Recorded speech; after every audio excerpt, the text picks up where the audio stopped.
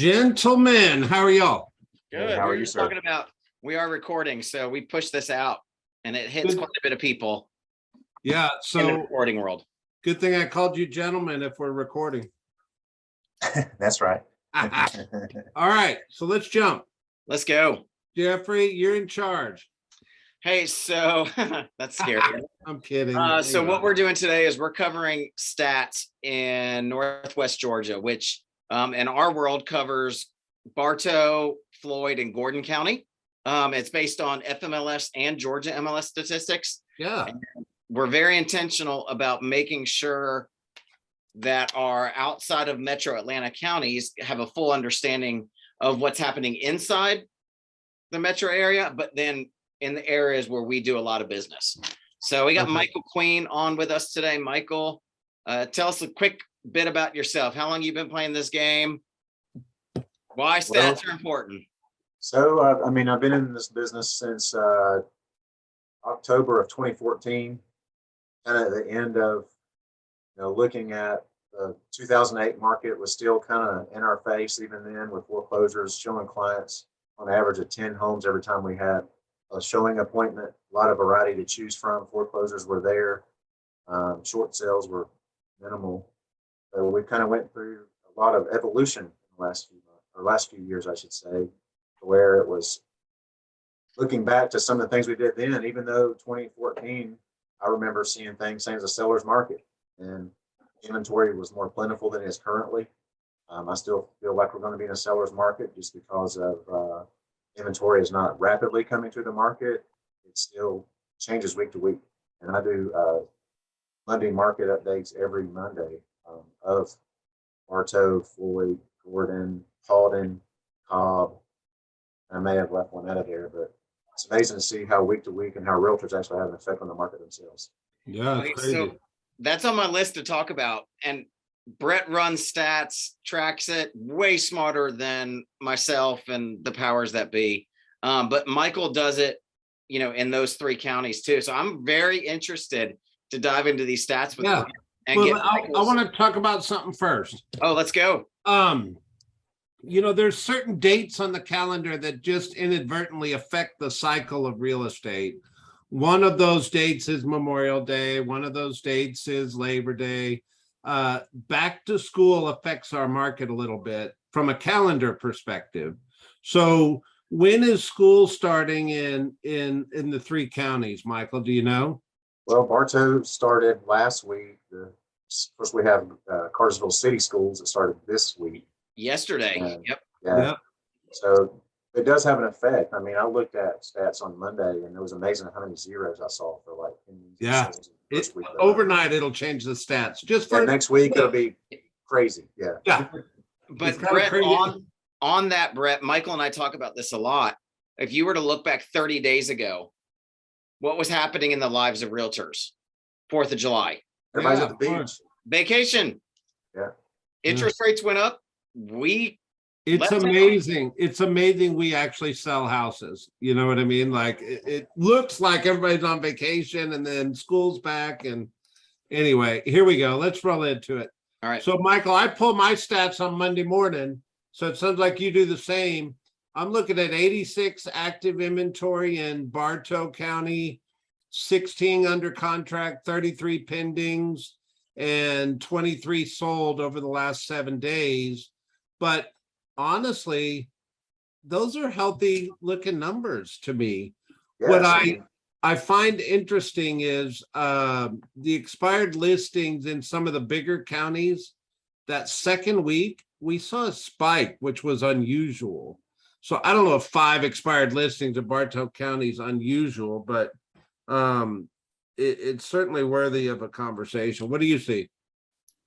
Well, kind of seeing the same thing. When we work with our clients, when we go on a listing appointment and say it's hard to kind of set pricing currently because we're in that shift market. We try to look at, what something was listed for and what it actually closed at.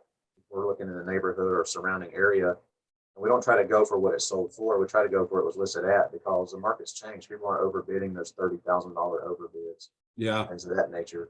But as far as the expireds go, getting back to that, we always try to put our clients on a situation of changing their price within the first 3 weeks. Like a 5% reduction is pretty heavy for a lot of price points. So, 300 grand, you're dropping your price to 285.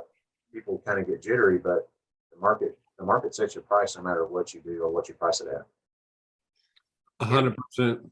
Brett, do you see that going up more over the next few weeks? The Prices?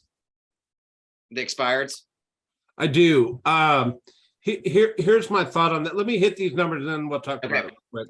So Gordon County, 27 active, 14 pending, 8 under contract, 13 closed, and a little spike in expired listings. If I jump back to Paulding, Paulding has 260 active, 23 under contract, 69 pending, healthy numbers, 57 closed, and look at their expired listing number. 13. Yeah. And let me jump back to Floyd. Out in Rome, 33 new listings, 13 pending, and 7 closed.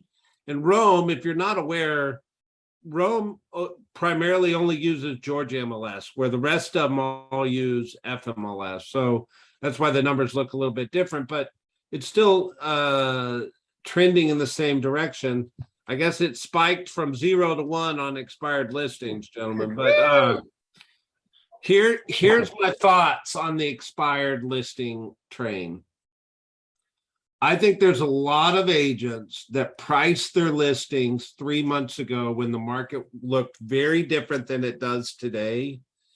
And whether it's a lack of skill set or a lack of motivation or inexperienced, all that being said, there's a conversation that probably needs to be had with sellers right now around reality, around pricing and listings that probably wasn't as relevant 2 months ago. So the agents that had listed the properties under the previous pretense, if they're not having those conversations in the interim, they're gonna expire. So my prediction is you're gonna see expired listings go up. And here's the sad thing. It's probably not because of the houses. It's probably because of the agents and the sellers not having reality conversations around pricing. Totally agree. That's sad. Totally agree, Brett. Yeah. And something that we should all keep in mind or be mindful of is you could create a listing agreement to last 90 days from the day you list it to the day it ends. We should try to get a longer list date. So we're going to be back into kind of a normal market where we're actually doing 6-month list dates previous to the fast market we were having. Heck, we used to do a year. Well, and I'll push the other way is like, I think a lot of new agents come in like, oh, 30, 60 days. Sure. No problem. It'll sell. And then come June 18th, June 17th, when that major hike came, they're sitting on listings going, uh-oh. Yes. Yeah. What now? The opportunity, Jeffrey and Michael, is there's a lot of agents that have never sold real estate in the market we're going into. And it is a different kind of market than what we've been coming out of. If you realize, if you just put a bracket around 2020 and 2021 and just call it the pandemic years, call it living in excess years, that ship has sailed. We're going back to what it felt like in 2019. And the skill sets of how to succeed at pricing property right, marketing it right, staging it, making it look good, all that stuff. And then if it doesn't move, going and having pricing conversations with sellers, it's a necessity because the market's telling them the house isn't worth that. So for 18 months, we've talked about the buyer consultation, setting expectations, how you're going to win the offer. What are you going to do? We really need to work on the listing presentation and the listing conversation, if that's what you're saying of where we're headed. Yeah, I'm curious. Michael's in the trench. He's in the field. Yeah. Michael, what's your take?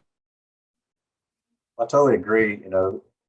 We know that every time we go out on a listing appointment, the last home in the neighborhood sold for the most money that it's ever going to sell for. And the current seller or possible seller is looking at my house is nicer, it's larger, it's got better upgrades. My house is worth this blank more dollars than the last home that sold. So it's just having that conversation of trying to reel them into reality and having that up front. Jenny Smith was saying yesterday, to have those conversations right in the beginning. That way you're not looking like you've lied to your client whenever you sign that listing agreement signed. Like, go ahead and set the expectation that, days on market show this, but in reality, it's probably going to be more like this. Yeah. And when you have that conversation about the price reduction, it's not new news to them. To me, Michael, it's the difference between an amateur and a professional. A Hmm. professional is going to price and position the property appropriately at the listing table. And an amateur is going to let the seller kind of drive that conversation. Now, here's the challenge. Obviously, everybody wants to be the professional, but you understand if you compete for listings, some amateur is going to come in and tell them what they want to hear. Exactly. So you've got to be comfortable standing in your professionalism. Yeah. Yes. And you may not take every listing, but that's the right thing to do. And if you're constantly being the amateur that's letting the seller drive the conversation, it's going to feel good in the short run, but you will gain a reputation of bad business practices and it'll hurt you in the long run. Right. Meaning, if you're in this to win it, you need to work your way to being a professional. I just say come with data when you come to your listing appointment. And if they don't choose you, it's okay, because someone is going to tell them what they want to hear, like you were saying. And I can remember, heck, 3 years ago, Michelle's motto was, "We specialize in homes that don't sell the first time." Yeah. Because it happened. It was that same market then when agents would go in and take an overpriced listing and hoping of picking up potential buyers and, just trying to get that sign in the yard. Yeah, but I want to point something out, Jeffrey. We didn't have this conversation 6 months ago. No. Right. Like, this is when we say the word shift, that everybody's like, oh, I don't know if I like that word, whatever, but this is a shift. Like, the conversation just changed, people. Before, we could have conversations where we could be a little aggressive on pricing and maybe even overprice it a little bit and see where it landed and all that stuff. Not today. Immediately, that conversation has changed. Jeffrey? Yeah, so it's interesting because I feel like buyers have felt the shift. I feel as real estate professionals, we've felt the shift. Sellers are just now catching up. Sellers haven't really started feeling it until 2 to 3 weeks after we started feeling it. So that conversation, if you have a listing right now that's not moving, you need to have the conversation with your seller prior to them coming to you. Yes. Bring the data. Bring what we're bringing you right now. The Queens, I know Michael, every morning, first thing on his list, he runs stats. He runs data for our market areas, and that leads and drives his conversation, not what he feels, not what he thinks, what the numbers tell you.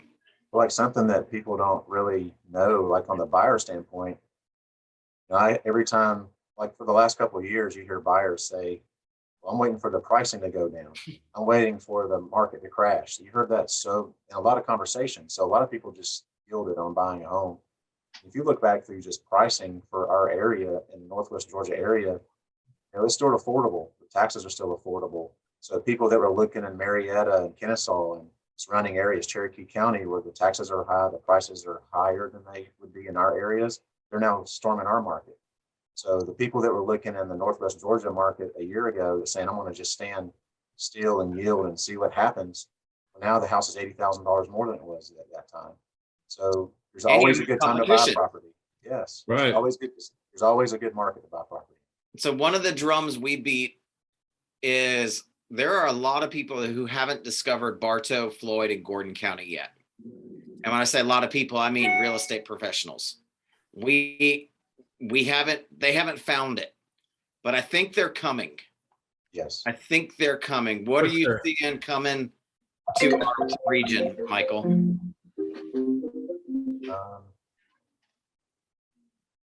Repeat that question one more time so I give you a great answer. No, what do you see coming to our market? Like Atlanta buyers, Metro Atlanta, inside the perimeter people, are they coming to Bartow, Gordon, and Floyd, or should we be ready for it? Well, we should start preparing ourselves for it because it's coming. And we went to a chamber meeting not long ago, and there's an amazing amount of permits that were pulled for high density housing, along with townhomes and apartments that are being built. And, you know, they're doing a lot of road work in our area, trying to bring infrastructure with internet and water and sewer and all the other things, because they know the growth is coming here also. And think of it this way, like Bartow County, Cartersville, Gordon, you know, all the cities that are lying next to Interstate 75, you can be in Chattanooga in an hour for dinner, or at the airport in an hour. You can also be in the Atlanta airport in an hour or for dinner. So you're right in between both places, and it creates an opportunity, because you get on the interstate around 80 miles an hour until you get probably to Woodstock. Then you kind of slow down, but your commute, people just, whenever you can save money on taxes and save money on your property, and knowing the growth is coming, it's a smart investment. You know, you could buy a home now for $350, which has become our median price point. You just look at that and say, well, for $350, if I stay there for 10 years, I could probably be worth $550 in 10 years. Just with the growth that's coming, and just maintain my home and then move to a different location. Yep. Brett, what are you seeing nationwide? And what are you seeing, even if we were to say, like, within this perimeter, like city of Atlanta, is this consistent? Yeah, I mean, I think you're going to get the first time home buyers moving out that way. I think you're going to get investors moving out that way. I think you're going to get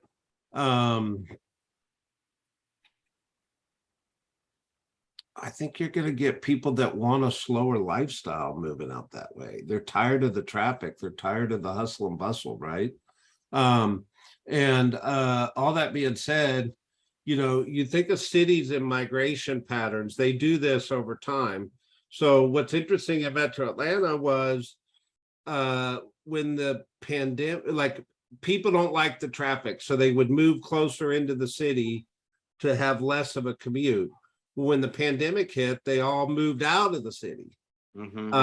And then now that traffic is it back or not? I'm not really sure if it is or it's debatable, right? It's certainly not what it was, but are they moving in or staying out? I think it's rather interesting. And then you've got this work from home movement, if you will. So somebody that might have had to have lived in Smyrna might choose to live in Cartersville if they can work from home. Yep. Right. And infrastructure is catching up with that.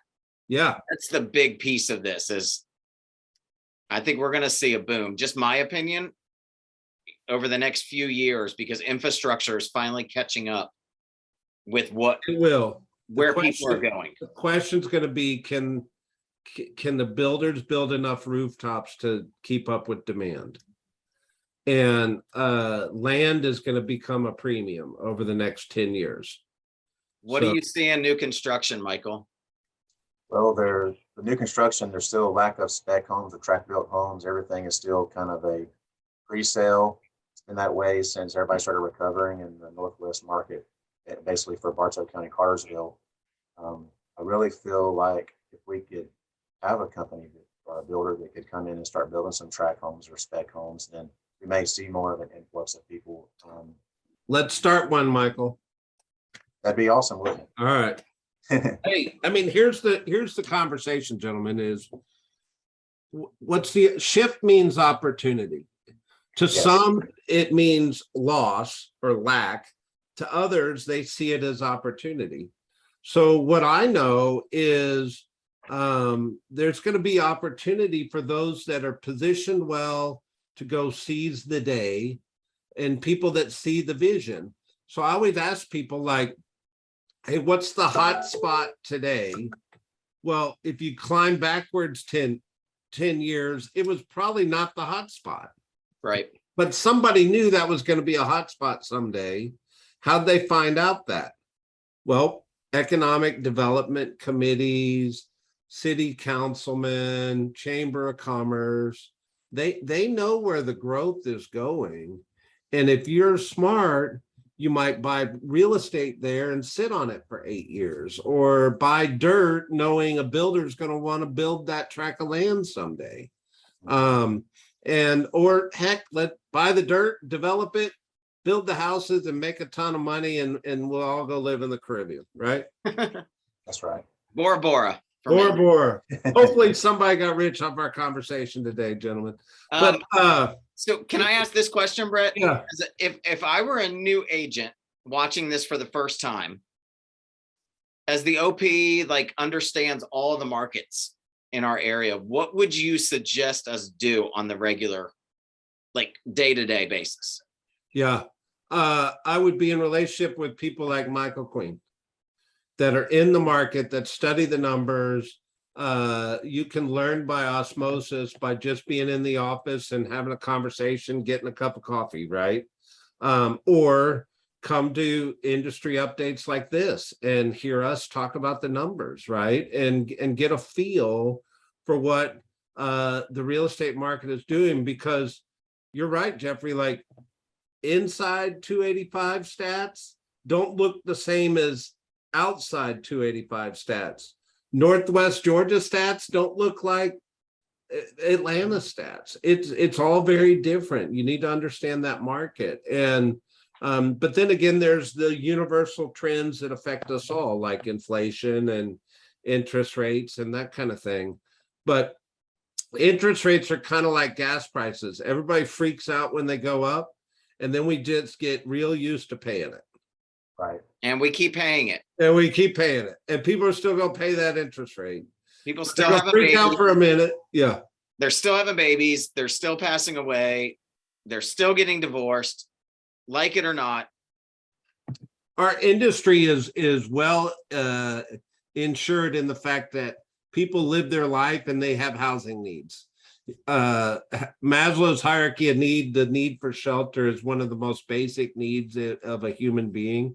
And we just happen to be in that industry that provides shelter. So all that being said, our industry is pretty well positioned to survive anything. And just understand there's always going to be somebody that has an emotional reaction to something. And our job is to find the logical response of how to go thrive. And that's what we're doing. I actually think Northwest Georgia is the most well positioned to thrive in whatever's coming economically in the next couple months. So I feel good about what we're doing up there. Yeah, I always say like it's the new Marietta. If you know Yes. Northwest Atlanta, Cartersville is the new Marietta. Yep. Just wait. They think it's busy now. Just wait. And like real quick, have conversations with your lending partners and talk about rates and talk about how they see rates are trending, and find out like, I see pre-quals at a certain rate, and I talk with other lenders and they'll give you reasons why the rate changed, even though the news may be speaking something differently. So don't really pay attention to what the news media tells you. Actually call your lender and speak to them directly, because they may be giving you way better news than what you hear. Way better. Way better. Well, I appreciate you, Michael. I appreciate you, Brett. Thanks for having me on. Thanks for pouring into our agents and our market. welcome. And we're going to push this out to everyone because they need to hear it and see it too. I love Awesome. it. Thanks, Jeffrey. Gentlemen, Thanks thank you having for me. your expertise. Be good. Thanks, Thank guys. you. Yes, sir.